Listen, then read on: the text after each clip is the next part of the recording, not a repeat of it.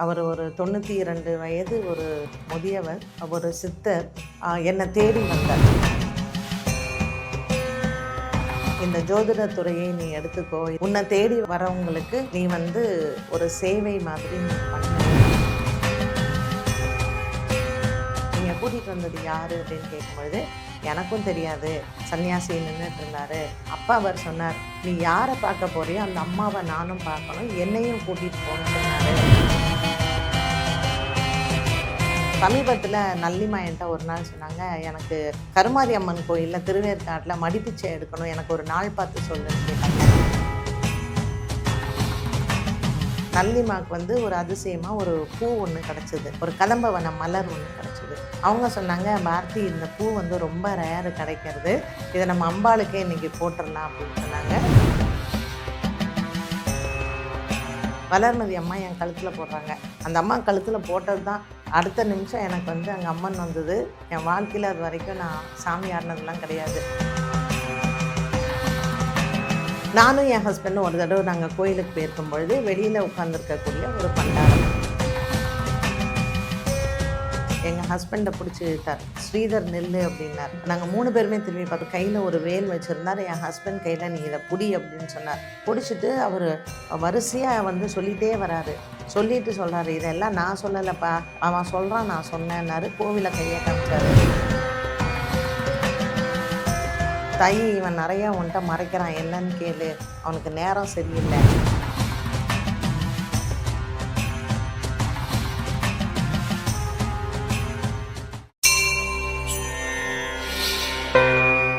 Provoke நேயர்களுக்கு வணக்கம். இந்த பதிவில் என்னுடைய தனிப்பட்ட அனுபவங்கள் பற்றி தான் நம்ம பேச போகிறோம். இதில் என்னென்ன விஷயங்கள்லாம் பேச போகிறோன்னா, எனக்கு என்ன மாதிரியான ஒரு தெய்வ அனுபவங்கள் இருந்தது வாழ்க்கையில் அப்படிங்கிறது, அண்ட் இந்த ஜேர்னி நான் எப்பத்துலேருந்து ஆரம்பித்தேன், இது சம்மந்தப்பட்ட விஷயங்கள் தான் இதில் நம்ம பார்க்க போகிறோம். ரொம்ப ரொம்ப இன்ட்ரெஸ்டிங்கான ஒரு வீடியோ இது. ஏன்னா நான் எப்போது இந்த ஜோதிட துறையை நான் எடுத்தேன் அப்படின்னு பார்த்திங்கன்னா, நான் விரும்பி எடுத்ததே கிடையாது. இது எனக்கு ஒரு குரு 2005 அவர் யாருன்னு எனக்கு இன்றைக்கி வரைக்குமே நான் நினச்சி பார்த்துப்பேன். என்னை தேடி வந்தார். ஸோ ஒரு நாள் நான் என்னுடைய ஃப்ரெண்டோடைய ஆஃபீஸில் நான் இருக்கும் பொழுது, அவர் ஒரு 92 வயது ஒரு முதியவர், ஒரு சித்தர். அவர் என்னை தேடி இந்த ஜோதிட துறையை நீ எடுத்துக்கோ, இதை எடுத்து படி, உன்னை தேடி வரவங்களுக்கு நீ ஒரு சேவை மாதிரி நீ பண்ணு, கர்மா தீரும் காலத்தில் உன்னை பார்ப்பாங்க அப்படின்னு சொல்லி பெரியவர் சொன்னார். நான் அவர்கிட்ட கேட்டேன், நீங்கள் எங்கேருந்து வரீங்க அப்படின்னு கேட்கும் பொழுது, நான் திருவண்ணாமலையிலையும் இருப்பேன், நான் கொல்லிமலையிலையும் இருப்பேன் அப்படின்னு சொன்னார். நான் கொல்லிமலையிலேருந்து சில மூலிகள் கொண்டு உன்கிட்ட தரேன், உன் கையால் அதை 10 பேருக்கு கூட, அந்த 10 குடும்பம் நல்லா இருக்கட்டும்னு சொன்னார்.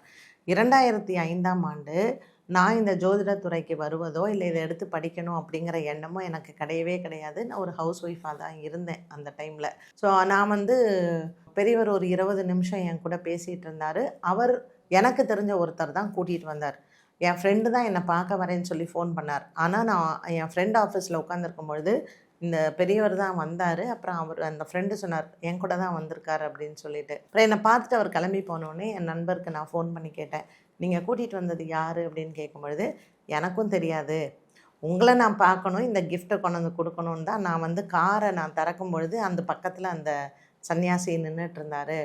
அப்பா அவர் சொன்னார், நீ யாரை பார்க்க போறியோ அந்த அம்மாவை நானும் பார்க்கணும், என்னையும் கூட்டிகிட்டு போன்னு சொன்னார். அதனால் நான் உங்களை பார்க்க கூட்டிகிட்டு வந்தேன். உங்களை பார்த்ததுக்கப்புறம் அவர் காரில் ஏறி உட்காந்துட்டு பாம்பன் சுவாமி ஆசிரமத்தில் விட்டுரு அப்படின்னு சொன்னார்.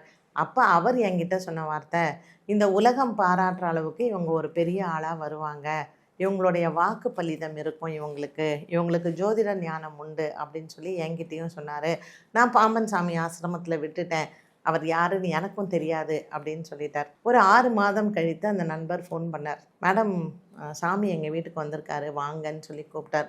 ஸோ அவங்க அட்ரஸ் கேட்டுட்டு நானும் போனேன். அப்போ பெரியவர் கேட்ட ஃபஸ்ட்டு விஷயம், உன்னை எடுத்து படின்னு சொன்னனே, நீ ஏன் படிக்கலை அப்படின்னு கேட்டார். நான் சொன்னேன், எனக்கு விருப்பம் இல்லை சாமி, எனக்கு அவசியமும் இல்லை, அதனால் எனக்கு வேண்டாம் அப்படின்னேன். விதி உன்னை விடாதுன்னு சொன்னார். இந்த உலகம் பாராட்டுற அளவுக்கு நீ ஒரு பெரிய ஆளாக வருவ, கண்டிப்பாக இந்த ஜோதிடத்தை நீ எடுத்து படிக்கணும்னு சொல்லி திரும்பவும் என்னை பெரியவர் வற்புறுத்தினார். அப்போ 2006 நான் அவரை பார்க்கும் பொழுது. அப்புறம் அவர் என்னுடைய சொல் வந்து என்னால் தட்ட முடியல. அதுக்கப்புறம் தான் நான் ஜோதிடம் எடுத்து படித்தேன். அதுக்கப்புறம் மாலாமணியன் வந்து ராஜ் டிவியில் வந்து அப்போ சிஇஓவாக இருந்தாங்க.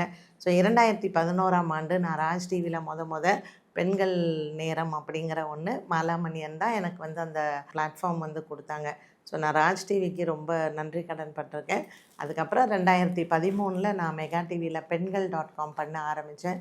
இன்றைக்கி சங்கரா டிவி பண்ணுறேன், விகடன் பண்ணுறேன், தினமலர் பண்ணுறேன். ஸோ இன்றைக்கி சோஷியல் மீடியாவில் நான் நிறையா பண்ணுறேன். அண்ட் டைம்ஸ் ஆஃப் இந்தியாவில் நான் இது வரைக்கும் ஒரு 5 அவார்ட் நான் வாங்கிட்டேன். அண்டு இன்றைக்கி எங்கே என்னை பார்த்தாலுமே உங்கள் ஜோதிடம் இதெல்லாம் நாங்கள் பார்க்குறோம், ரொம்ப யூஸ்ஃபுல்லாக இருக்குன்னு சொல்கிற அளவுக்கு கண்டிப்பாக நான் இன்றைக்கி ஒரு பெரிய ஆளாக வளர்ந்துருக்கேன். அது என் குருநாதர் எனக்கு கொடுத்த ஒரு மிகப்பெரிய வரம் அப்படின்னு தான் சொல்லணும். என்னுடைய லைஃப்பில் அதுக்கப்புறம் நான் தெய்வத்தை உணர்ந்தது, குரு என் கூட இருக்கிறது, சில பூஜை முறைகளை நான் வந்து கற்றுக்கிட்டது, இது எல்லாம் பண்ணுறது அப்படிங்கும் பொழுது நான் ஒரு வைணவ பெண்ணாக இருந்தாலும் எனக்கு வந்து அதிகமான ஈடுபாடு வந்து அம்மன்கிட்ட தான். ஸோ இப்போ சமீபத்தில் வந்து பார்த்திங்கன்னா நான் எப்போ முழுமையாக எங்கிட்ட இறைவன் இருக்கான் அப்படிங்கிறதுக்கு வந்து நான் எப்போ உணர்ந்தேன் அப்படிங்கும்பொழுது, நளினி ராமராஜனும் நானும் கிட்டத்தட்ட ஒரு 14 வருட ஃப்ரெண்ட்ஷிப்பு. நாங்கள் எந்த கோயிலுக்கு போனாலும் நான் நளினிமா போவோம். இப்போ எங்கள் குரூப்பில் வந்து பூர்ணிமா பாக்யராஜ் அம்மாவும் இருக்காங்க. ஸோ நாங்கள் ஒரு குரூப்பு, ஒரு ஸ்பிரிச்சுவல் குரூப். நாங்கள் எல்லா கோவில்களுக்கும் போவோம். குவஹாத்தி போனோம், நிறைய கோவில்கள் போனோம், மேங்களூர்லாம் செம்மையாக ஒரு ட்ரிப் போயிட்டு வந்தோம். அப்போ சமீபத்தில் நளினிமா என்கிட்ட ஒரு நாள் சொன்னாங்க, எனக்கு கருமாரி அம்மன் கோயிலில் திருவேற்காட்டில் மடிப்பிச்சை எடுக்கணும், எனக்கு ஒரு நாள் பார்த்து சொல்லுன்னு கேட்டாங்க. நான் வந்துட்டு பேசும்பொழுது, ஏம்மா இன்றைக்கே வெள்ளிக்கிழமை தானே, பேசாத இன்றைக்கே நீங்கள் மடிப்பிச்சை எடுங்களேன் அப்படின்னேன். சரிடி காலையில் முதல்ல போவோம், வீட்டுக்கு வரேன் அப்படின்னாங்க. நளினிமா என் வீட்டுக்கு வந்தாங்க. அப்படியே ஒரு 4-5 ஃப்ரெண்ட்ஸ் வீட்டுக்கெலாம் போயிட்டு அன்றைக்கி ஈவினிங்கும் கோயில் வாசலில் நின்று மடிப்பிச்சை எடுத்தோம். நானும் நளினிமா கூட தான் இருந்தேன். அதை முடிஞ்சு அந்த ஆடி மாதங்கிறதுனால விளக்கு பூஜை பண்ணலாம் அப்படின்னு சொன்னாங்க. சரின்னு ஒரு விளக்கு பூஜை நான் எடுத்து பண்ணேன். அப்போ அந்த கோவில் அரங்காவலர் வளர்மதி அம்மா சொன்னாங்க, இந்த இது ஃபுல்லாகவே நீங்களே எடுத்து பண்ணிவிடுங்க. அன்னைக்கு வந்து நளினிமாவுக்கு வந்து ஒரு அதிசயமாக ஒரு பூ ஒன்று கிடச்சிது, ஒரு கதம்பவன மலர் ஒன்று கிடச்சிது. அவங்க சொன்னாங்க, பாரதி இந்த பூ வந்து ரொம்ப ரேரு கிடைக்கிறது, இதை நம்ம அம்பாளுக்கே இன்றைக்கி போட்டுடலாம் அப்படின்னு சொன்னாங்க. அன்றைக்கி வந்து அம்பாளுக்கு அலங்காரம் பண்ணி போட்டாங்க. வளர்மதி அம்மா என்ன சொன்னாங்க, வாங்க அலங்காரம்லாம் பார்த்துடலான்னு. நான் பூர்ணிமாமாவையும் நளினிமாவையும் கூப்பிட்றேன், வாங்கம்மா நம்மளும் சாமி பார்த்துடலான்னு. இல்லடி நாங்கள் பார்த்துட்டோம், நீ பார்த்துட்டு வான்னு சொல்லிட்டாங்க. அவங்க 2 பேரும் ரூமுக்கு போயிட்டாங்க. நான் உட்காந்து சாமி பார்க்கும்போது முன்னாடி உட்காந்துருந்தேன். அந்த வளர்மதி அம்மா வந்து ஐயர்கிட்ட சொல்கிறாங்க, அந்த மஞ்ச மாலையை எடுங்க அம்மாவுக்கு போடலாம் அப்படின்னாங்க. ஸோ ஐயர் வந்து என்ன நினச்சிட்டாரு, இவங்க சொன்னது வந்து விரலி மஞ்சளில் கட்டின மாலையை இவங்க மென்ஷன் பண்ணாங்க. அந்த ஐயர் வந்து எலுமிச்சம்பழ மாலையும் இந்த கதம்பவன மாலையும் எடுத்து வளர்மதி அம்மாட்ட கொடுக்குறாங்க. வளர்மதி அம்மா என் கழுத்தில் போடுறாங்க. அந்த அம்மா கழுத்தில் போட்டது தான் அடுத்த நிமிஷம் எனக்கு வந்து அங்கே அம்மன் வந்தது. என் வாழ்க்கையில் அது வரைக்கும் நான் சாமி ஆடினதுலாம் கிடையாது. அன்றைக்கி ஒரு 20 நிமிஷம் என்ன நடந்ததுன்னு எனக்கும் தெரியாது. நளினிமாவோட சிஸ்டர் கூட இருக்காங்க, நிறைய மீடியா பர்சனாலிட்டிஸ் எல்லாம் இருந்தாங்க. அதுக்கப்புறம் எனக்கு சொன்னாங்க, உன்னை ஒரு டிஃப்ரெண்ட்டாக நாங்கள் அன்றைக்கி பார்த்தோம் அப்படின்னு சொல்லிட்டு. அன்றைக்கி நைட்டு நான் வீட்டுக்கு போயிட்டு குருநாதருக்கு ஃபோன் பண்ணி, சாமி எனக்கு இந்த மாதிரியான ஒரு எக்ஸ்பீரியன்ஸே இருந்தது இல்லையா அப்படின்னு கேட்கும்பொழுது, இல்லைங்க அது முழுமையாக தெய்வம் உங்கள்கிட்ட அன்றைக்கி தான் வந்து இறங்கியிருக்கு அப்படின்னு சொன்னார். ஸோ என்னைக்கு கடவுள் நம்மள்கிட்ட வரணும் அப்படிங்கிறதுக்கும் ஒரு கால நேரம் உண்டு அப்படிங்கிறதுக்கு இதெல்லாம் ஒரு பெரிய அத்தாட்சி. அதுக்கப்புறம் எனக்கு வந்து நளினிமா கூடவே நான் 2-3 இடத்துக்கு போகும்போது எனக்கு இந்த மாதிரி திரும்பவும் அருள் வந்தது. அது கடவுள் எனக்கு கொடுத்த ஒரு வரம் அப்படின்னு தான் நான் நினைக்கிறேன். இதெல்லாம் ஒரு பெரிய தெய்வ அனுபவங்கள் அப்படின்னு தான் சொல்லணும். ஸோ இறைவன் முழுமையாக இருக்கார் அப்படிங்கிறதுக்கு இதெல்லாம் ஒரு எக்ஸ்பீரியன்ஸ் நான் உங்களோட வந்து ஷேர் பண்ணுறேன். ஸோ என்னுடைய டெய்லி ருட்டீன் அப்படின்னு பார்க்கும் பொழுது, காலையில் எழுந்திரிச்சு என்னுடைய அம்பாளை நான் வணங்காமல் இருக்கவே மாட்டேன். எனக்கு ஸ்ரீனிவாசர் வந்து பிரத்யக்ஷம்.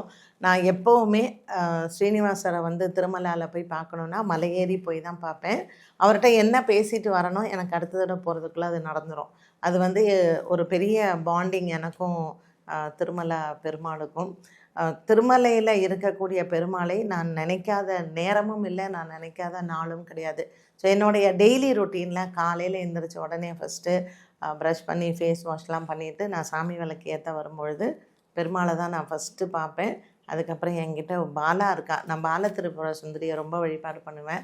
ஸோ அவளுக்கு வந்து ஒரு குட் மார்னிங் சொல்லாமல் நான் இருக்கவே மாட்டேன். குளிச்சுட்டு வந்ததுக்கப்புறம் என்னுடைய தினமும் நான் சொல்லக்கூடிய ஜபங்கள், அதை வந்து நான் அந்த மந்திரங்கள் எல்லாமே வந்து உட்கார்ந்து நான் சொல்லாமல் இருக்கவே மாட்டேன்.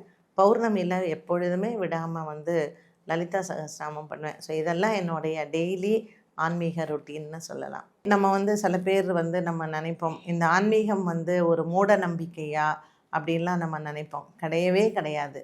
ஆன்மீகம் என்பது நம்மளுடைய ஒவ்வொருத்தருக்குமே நம்ம ரத்தத்தில் இருக்கக்கூடிய ஒன்று தான் சொல்லணும்.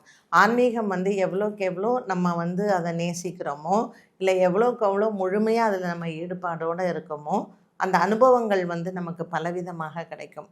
நான் ஒரு தடவை திருப்பதி போயிருக்கும் பொழுது திருமலாவில் நான் அந்த மாதிரியான ஒருத்தரை நான் இன்றைக்கி வரைக்கும் நான் பார்த்ததில்ல. நாங்கள் சாமியெல்லாம் கும்பிட்டுட்டு முடிச்சுட்டு சாப்பிட்றதுக்காக ஹோட்டலுக்கு போகும்பொழுது அந்த ஹோட்டலுக்கு போகிற வழியில் ஒருத்தர் என்னை பார்த்தார். அவர் வந்து ஒரு மகாராஷ்டிரியன் மாதிரி இருந்தார். நீ நில்லுமா அப்படின்னாரு. நான் என்ன அப்படிங்கும்போது, உனக்கு 2 டாட்டர்ஸ் இருக்காங்களான்னு கேட்டார். ஆமாம் அப்படின்னேன்.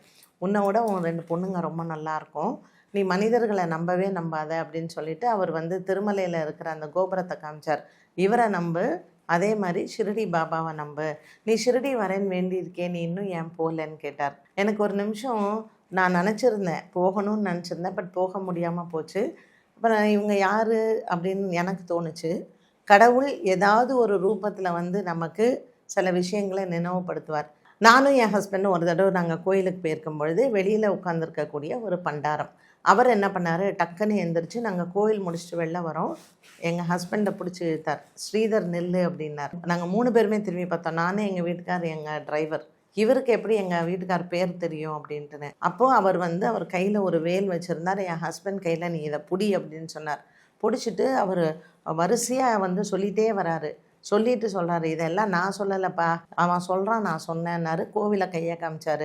என் ஹஸ்பண்ட் வந்து சென்ட்ரல் கவர்மெண்ட்டில் ஒரு பெரிய ஆஃபீஸராக இருக்கார்.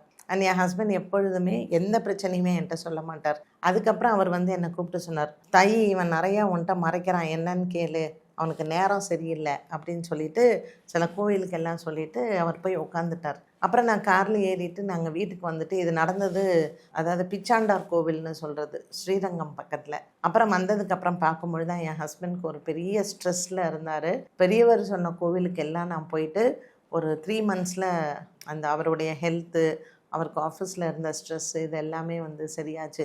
ஸோ கடவுள்கிட்ட வந்து நம்ம ஒரு நம்பிக்கையோடு இருக்கும் பொழுது, நம்ம கஷ்டப்படுற காலத்தில் இறைவன் ஏதாவது ஒரு ரூபத்தில் நமக்கு வந்து காப்பாற்றுவார் அப்படிங்கிறதுக்கு இதெல்லாம் வந்து சாட்சி அப்படின்னு சொல்லலாம்.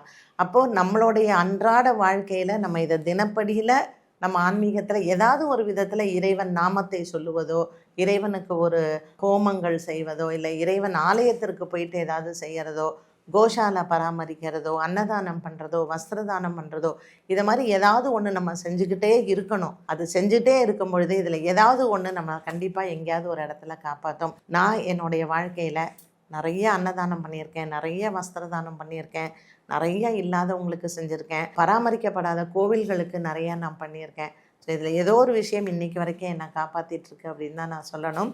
நீங்களும் உங்களுடைய நம்பிக்கைகளை என்றைக்குமே கைவிடாதீங்க.